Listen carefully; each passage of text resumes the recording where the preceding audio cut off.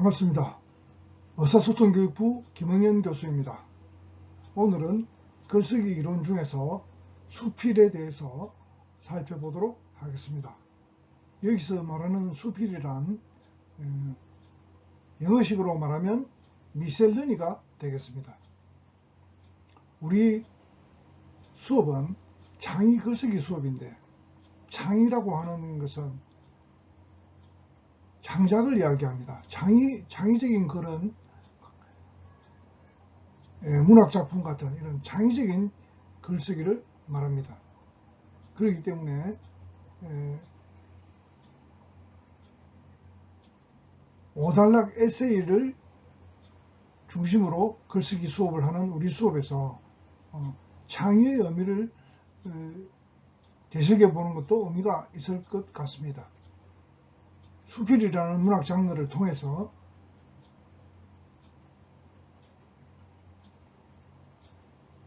수필과 에세이 간의 관계를 다시금 생각해보는 시간이 될 수 있었으면 합니다. 수필의 특성. 수필은 자유로운 형식의 문학이죠. 자기 고백적인 문학이며 사실을 통하여 진실을 추구합니다. 수필은 개성적인 문학입니다. 수필 작법은 우리가 앞서서 계속 글쓰기에 대해서 이야기하고 있는 것과 같은 그런 순서대로 글을 쓰게 됩니다. 주제 설정, 소재를 선택하고 그 다음에 서두나 본문 결말을 차례대로 쓰는 것이죠. 수필의 길이에 대해서 마지막으로 살펴보고 끝내도록 하겠습니다. 첫째, 수필의 특성. 수필은 진실을 바탕으로 작자의 인생관, 세계관, 자연관, 취미, 체험 등의 자기의 느낌과 생각을 붙여 문해적으로, 문학적으로 가식 없이 쓴 글로서 작자의 인격적 감화력으로 독자에게 감명을 주고 독자로 하여금 작자의 의도에 따르게 하는 문학입니다. 수필의 특성은 자유로운 행식에 있습니다. 자유로운 행식이란 수필은 행식의 제한이 없다. 시나 소설, 희곡의 형식 중 어느 형식이라도 빌어올 수 있고 또 전혀 다른 형식을 창안해낼 수도 있다. 어떤 제한된 형식의 틀이 없는 글이다, 이런 뜻입니다. 수필은 그러나 시와 다르게 산문 형식의 글이죠. 산문 형식의 글입니다. 수필의 특성 중에서 두 번째, 자기 고백적인 문학이다. 자기 고백적인 문학. 수필은 작자 자신의 마음을 열어 보이는 문학입니다. 시에 나오는 나는 선정적 자아죠. 작중 주인공, 그것을 시적 하자라고 하는데 작중 주인공입니다. 이때 시의 나는 반드시 그 시인과 일치하는 것은 아닙니다. 소설이나 희곡에서도 마찬가지죠. 소설이나 희곡에서도 나는 화자입니다. 이야기하는 사람을 화자라고 합니다. 이야기 화자죠. 하지만 수필의 나는 작자 자신입니다. 그러니까 수필에 나오는 나는 화자인과 동시에 바로 수필가 자신이라는 소리죠. 그러므로 수필에는 작자의 인격, 교양, 생각, 감정, 교육, 수준, 언어, 인생관, 대인관계, 체험 등이 모두 용해되어 있다. 그러니까 이 수필은 소설이나 시처럼 작중의 화자가 반드시 작자와 일치하는 것이 일치하지 않은 장르하고는 다르게 수필 속의 나라는 하자는 바로 수필을 쓰는 그 작자 자신입니다. 그래서 사실에 근거한 장르라고도 합니다. 사실에 근거한 장르.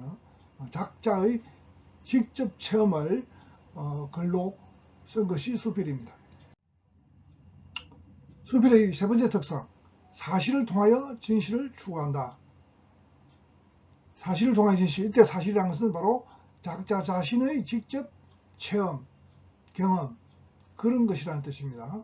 시는 상상을 통하여, 또 소설이나 희곡은 허구를 통하여 진실을 말하지만 수필은 사실을 통하여 진실을 말한다. 허구는 대상이 없는 경험, 즉 허구라는 것은 지어낸 이야기죠. 생각만의 사실이므로 수필에서는 허구를 허용치 않고 있다. 수필이 사실을 통하여 진실을 말하려는 것이지 진실과 무관한 사실만을 말하려는 것은 아니다. 그러니까 수필이 사실의 문학이라고 하더라도 그 사실을 통하여 어떤 진실을 추구해야 되지, 그냥 아무런 이야기나 자신의 경험이라고 해서 별 의미 없는 아무런 이야기나 한다고 해서 수필이 되는 건 아니라는 이야기죠.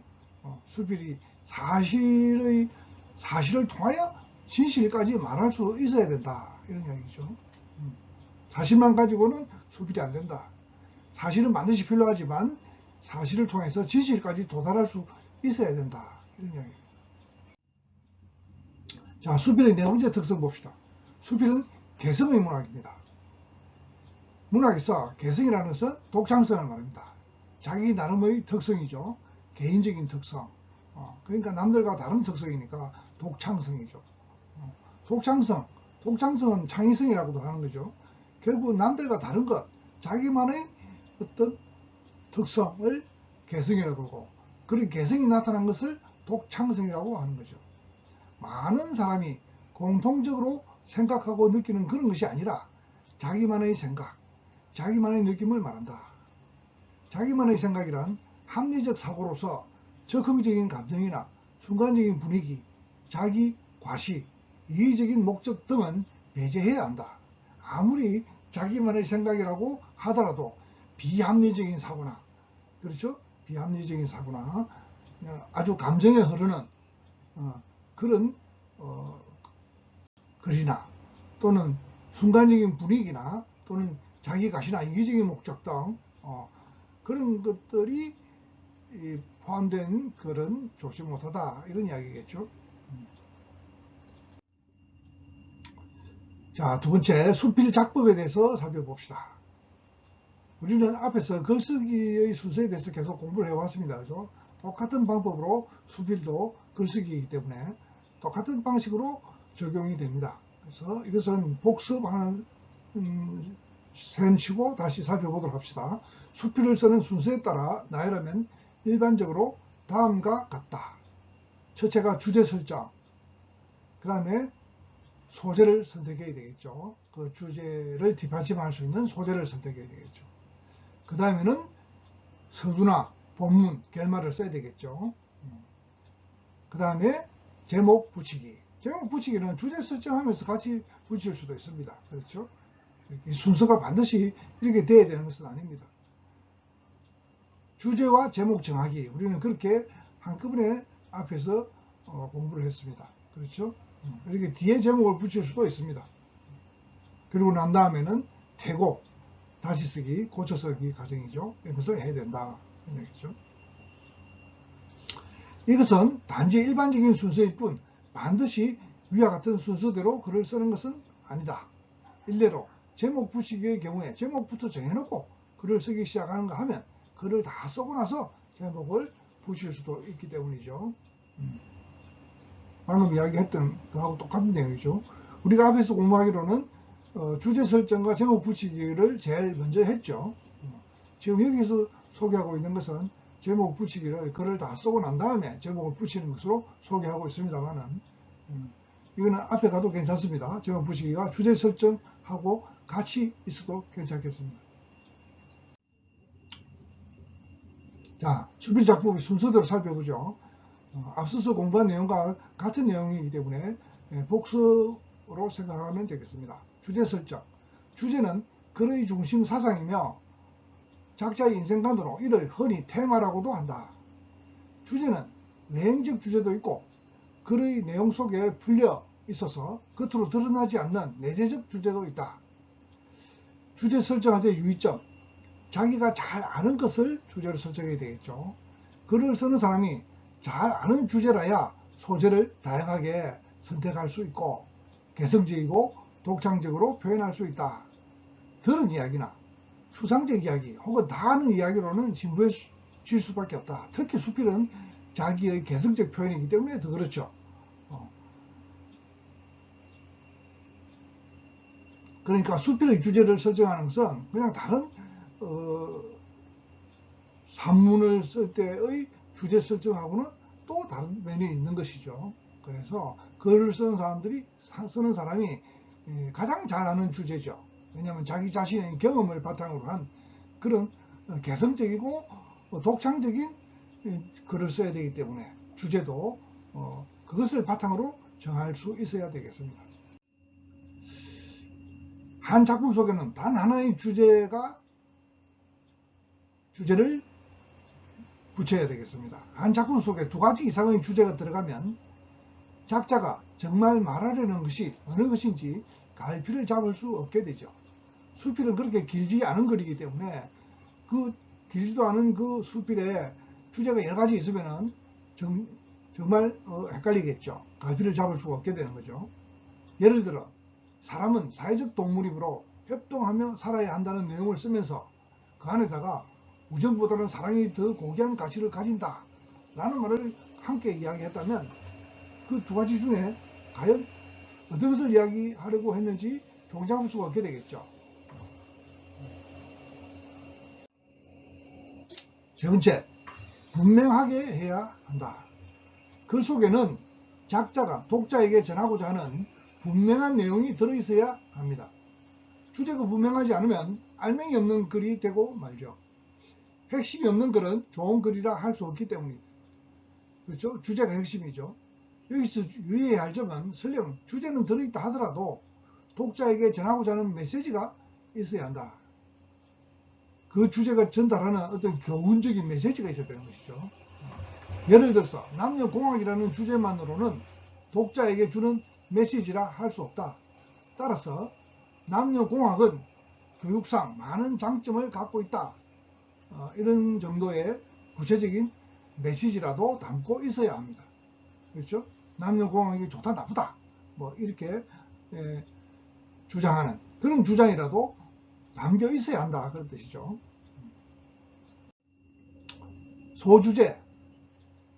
소주제는 여러분들이 앞에서 이야기했듯이 하나의 글 안에 몇 개의 단락이 있는데 그 단락 하나하나의 주제를 소주제라고 합니다. 소주제 전체의 주제가 주제고 단락 하나하나의 주제가 소주제죠. 한 작품의 글은 여러 개의 작은 단락으로 나누어진다. 그 작은 단락 하나하나에도 주제가 있게 마련인데 이 같은 단락의 주제를 소주제라 한다. 소주제는 단일 개념이어야 하고 한정된 개념이어야 한다. 그리고 한 단락의 모든 문장은 소주제를 뒷받침해야 된다. 이를 통일성이라고 하고 소주제를 뒷받침하는 문장은 또 서로 유기적인 관계가 있어야 된다. 그러니까 소주제들을 담고 있는 각 단락들도 다 함께 통일성이 있어야 되고 유기적으로 연결된 그런 관계가 되어야 된다는 거죠. 그래가지고 이 소주제들이 모여서 전체 주제인 그 주제를 뒷받침해야 되는 것이죠. 그렇죠? 그러니까 한 단락 내에는 소주제가 있고 그 소주제를 뒷받침하는 뒷받침 문장들이 있는 것이죠. 그러면 전체 주제에 대해서는 각 단락들이 뒷받침하는 문장이 되는 것이죠.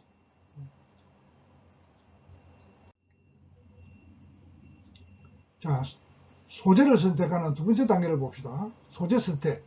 생활 주변의 모든 것이 수필의 소재가 될 수 있습니다. 그러나 참신성이 있어야 되겠죠. 특별한 것이 아니라 하더라도 남과 달리 나의 눈에 비친 독창적인 것이어야 한다.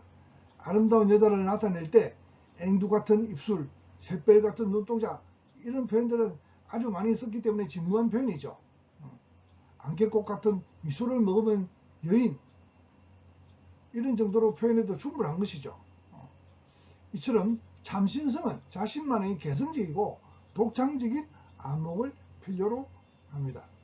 2번째, 확실성. 근거가 뚜렷한 소재라야 합니다. 그렇죠?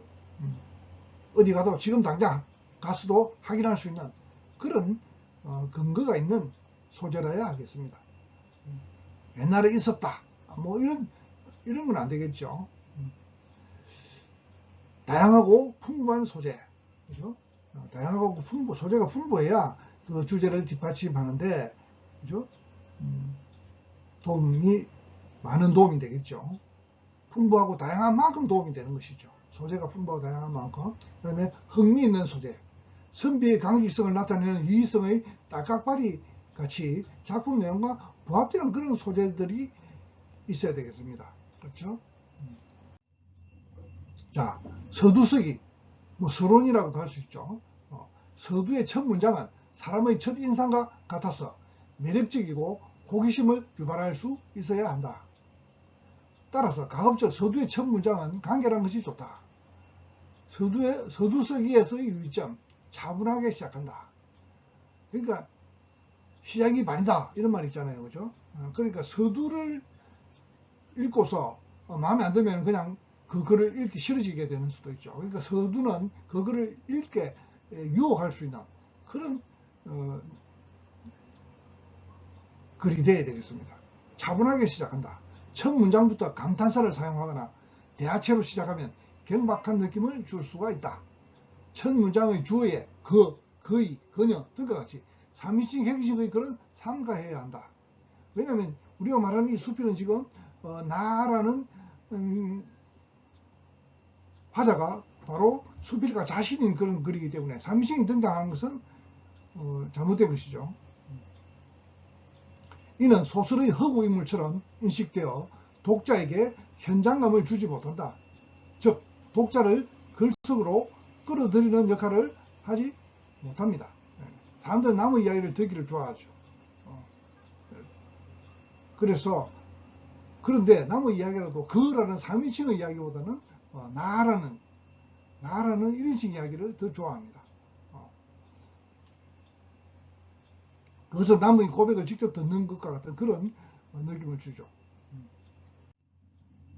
서두의 첫 문장은 사람의 첫 인상과 같아서 매력적이고 호기심을 유발할 수 있어야 합니다. 따라서 가급적 서두의 첫 문장은 간결한 것이 좋습니다.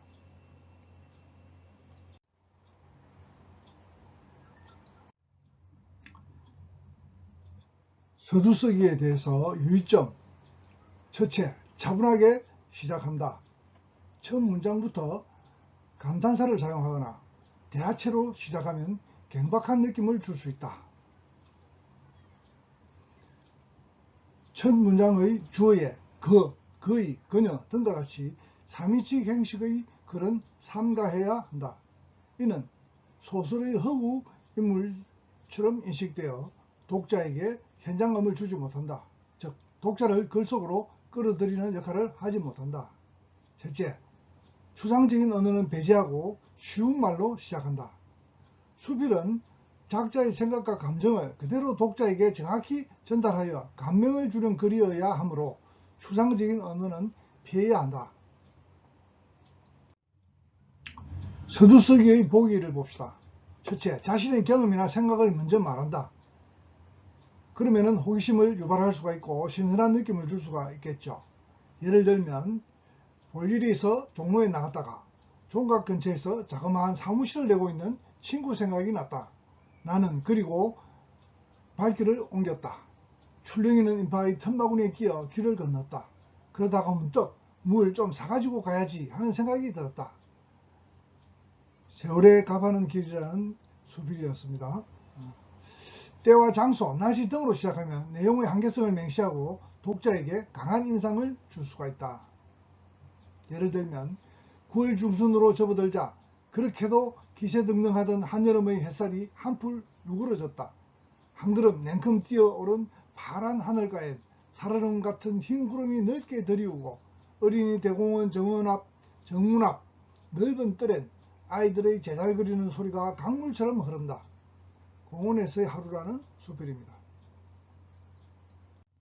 자, 세 번째는 주제문으로 시작하는 수도 있습니다. 이는 독자에게 처음부터 명백하게 이 글은 어떤 글 내용이 어떻겠다 하는 생각을 가질 수 있게 예상하게 해주는 거죠. 예, 나는 돌을 좋아하고 아내는 꽃을 좋아한다. 그러다 보니 거실 석장엔 수석이 가득하고 그 아래엔 화초들이 곱게 자리를 잡고 있다. 어쩌다가 친지들이 집으로 날 찾아오면 그들은 나를 제치고 수석과 화초를 감상하느라 여념이 없다. 그러나 정작 그들이 더 부러워하는 건 그 하나하나의 수석이나 화초가 아니라 돌과 꽃이 어우러진 분위기다. 조화라는 수필입니다. 네 번째, 통계적인 사실을 제시하면서 시작하면 독자의 신임을 얻을 수 있다. 객관적인 자료이기 때문에 그렇죠. 예를 들어 봅시다. 우리나라 사람들의 한 해 외식비가 단순한 세무자료에 따르더라도 무려 1조 8,300억 원에 이르고 있는 것으로 나타났다. 1조 8천억 원이라면 88 올림픽 고속도로 같은 고속도로를 9개나 건설할 수 있는 돈이다. 또 서울 지하철 2호선 공사비도 1조 원이나 더 많은 액수다. 그러니까 서울 지하철 2호선 공사비보다도 1조 원이나 더 많은 액수다. 그러니까 서울 지하철 공사는 8천억에 했다는 이야기죠. 먹고 마시고 1조 8천억. 그런 수필입니다. 자, 인용구로 시작할 수도 있습니다. 명언이나 명구, 글이 있는 사람의 학설로 시작하면 신뢰감을 얻을 수가 있다. 예를 들면 인간이 때때로 갈대에 비유될 때가 있다. 사색가 파스칼은 인간을 생각하는 갈대라 불렀고 펄병 여사는 살아있는 갈대라고 한다. 그런데 성경에서는 상한 갈대라고 표현했다. 김동익의 강하게 사는 법이라는 수필입니다. 여섯 번째, 분위기 설명을 먼저 하면 주제의 방향을 암시해주고 독자에게 흥미를 준다. 예를 들면 늦은 밤에 옥상에 올라 하늘을 본다. 온통 잿빛으로 물들어 있다. 잿빛 하늘은 이별처럼 슬프다. 그것은 25대 고이 품어온 딸을 시집 보내고 돌아오는 아비의 가슴인 양 하다. 내리사랑이라는 수필입니다. 일곱 번째, 수로에 대한 정의를 먼저 쓴다. 제목이나 중심 수로에 대한 설명으로 오해로 인한 시간 낭비를 막아준다. 그러니까 글 속에 조금 어려운 단어나 이런 것들이 있을 때는 그런 것을 먼저 설명을 하고 시작한다는 거죠. 예를 봅시다. 정체성을 사전적으로 끊임없이 변하는 세상 만물 속에서도 변하지 않는 자신의 본 모습 정도로 풀이할 수 있다. 정체성에 대해서 이렇게 먼저 설명해 놓고 시작하는 거죠. 세월이 변하면서 변하지 않는 것이 없으나 정체성만은 변하지 않는다. 자, 수필작법에서 본문 쓰기를 봅시다. 첫째, 쉽고 친절하게 쓴다. 두 번째, 감정을 억제한다. 세 번째, 느낌을 직접 쓰지 않는다. 네 번째, 진솔하고 소박하게 쓴다. 다섯 번째, 존댓말을 쓸 필요가 없다. 여섯 번째, 문장을 간결하게 쓴다. 일곱 번째, 모순이나 궤변을 배제한다. 여덟 번째, 문법에 맞게 쓴다. 이런 주의사항을 잘 지켜야 되겠습니다. 수필의 결말서기를 보죠. 결말의 요령, 영화의 끝장면과 같이 깊은 인상과 여운을 주어야 한다. 첫 번째, 그 전체를 요약하고 통괄한다. 두 번째, 독자에게 공감을 유도한다. 세 번째, 독자가 자기 나름으로 유추하고 상상할 수 있는 즐거움을 줌으로써 단순한 감상에서 벗어나 창작자의 경지에 들어설 수 있게 한다. 그러니까 독자도 그런 글을 쓸 수 있도록, 그렇게 도움이 될 수 있도록 글을 쓴다. 이런 이야기죠. 네 번째, 로망, 반성으로 마무리한다. 작자의 주장대로 독자가 실천할 수 있도록 유도한다. 그러니까 작자가 좋다고 이렇게 추천을 하는 식이 되면은 독자도 그렇게 해보고 싶도록 그렇게 유도한다. 그런 뜻입니다.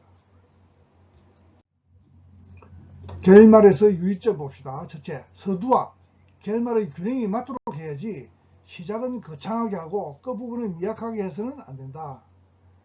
두 번째, 여운이 남도록 압축해야지 쓴말을 또 쓰는 식으로 질질 끌지 말아야 한다. 세 번째, 감정을 지나치게 표현하지 않아야 한다. 네 번째, 지나치게 교훈적인 글귀는 피해야 한다. 5번째, 자기 과시나 자기 자랑은 하지 않아야 한다. 독자가 충분히 혼자서 즐기고 느끼고 깨닫고 그렇게 할 수 있도록 배려를 한다, 이런 뜻입니다. 자, 수필의 길이에 대해서 생각해 봅시다. 수필의 길이에 대해서 생각해 보자는 이야기는, 수필은 무행식의 글이라 그러니까 길이도 정해져 있지 않을 것이 아닌가, 이렇게 생각하기 쉬운 거죠. 원칙적으로는 그게 맞습니다. 그런데 수필의 길이는 현실적으로 정해져 있는 면이 있죠. 그거에 대해서 살펴봅시다. 수필의 길이가 200자 원고지 몇 장이어야 한다는 명문 규정은 없다. 본래 수필의 길이는 신문이나 잡지 편집자들이 수필에 할당한 지면에 따라 원고지 5매, 10매, 15매, 20매로 정해졌던 것이다. 오랜 세월이 흐르면서 그것이 하나의 관례처럼 여겨져서 수필 한 편이라고 하면 원고지 10매 내외로 굳어지다시피 된 것이다. 우리나라 수필문학의 선구자 윤호영, 피천덕 등이 쓴 대부분의 수필이 원고지 5 내지 7매 정도에 지나지 않는다. 그들은 짧은 수필에도 얼마든지 깊이와 아름다움을 담을 수 있다는 본보기를 보여주지 않았던가. 그러니까 수필이 반드시 길어야 될 필요도 없고, 또 시절이 너무 짧아버리니 너무 짧아서도 안 되겠죠. 그러니까 5매에서 10매 그 정도로도 충분히 쓸 수가 있다, 그런 이야기죠. 수필의 초심자들은 원고지 5매를 채우는데도 힘들어한다. 그러나 섭작 시간이 많아지고 글쓰기 능력이 향상되면 자꾸 원고 길이가 늘어난다. 원고지 20매를 훌쩍 넘기는 일이 비일비재하다. 글을 따듬으면서 잘라내라고 해도 아까워서 스스로 가위질을 하지 못한다. 그럴수록 대담하게 잘라낼 줄 아는 용기가 필요하다. 독자가 상상력을 발휘할 수 있도록 군더더기를 꼭 잘라주어야 한다. 지금은 인터넷 시대다. 대부분의 독자들은 긴 수필보다는 짧은 수필을 좋아한다. 컴퓨터 화면 하나에서 읽을 수 있으려면 원고지 5매 정도가 알맞다. 그걸 장편 수필, 이 손바닥 장자죠. 손바닥 넓이의 수필이라는 뜻입니다. 장편 수필이라고 한다. 요즘엔 인터넷에서도 원고지 5매 소설이 나온다. 그것을 일컬어 미니 픽션이라고 한다. 소설도 그렇게 짧아지는데 수필이 어찌 옛날처럼 길어야 할 것인가. 또 한 가지 생각해 보아야 할 문제가 있다. 시나 소설은 그 범주가 넓고 큰데도 그 길이의 길고 짧음에 따라 가르지 내용의 무겁고 가벼움이나 부드럽고 딱딱한 것으로 나누지 않는다. 소설은 내용과는 상관없이 길이에 따라 콩트, 단편, 장편, 대하소설 등으로 나누지 않던가. 수필도 이제는 길이에 따라 분류하지 말고 내용에 따라 분류하지 말고 길이에 따라 분류하면 어떨까 싶다. 그러니까 수필이 그죠? 우리는 중수필, 경수필 그렇게 나누는 것은 내용에 따라서 나누는 분류죠. 그런 분류를 하지 말고 그러니까 긴 수필, 짧은 수필 뭐 이렇게 나누는 것이 좋지 않겠느냐, 그런 뜻입니다. 여기까지입니다. 질문 사항은 밴드의 질답 채팅을 이용하고 이 클래스의 질답 게시판을 이용하면 되겠습니다. 수고했습니다.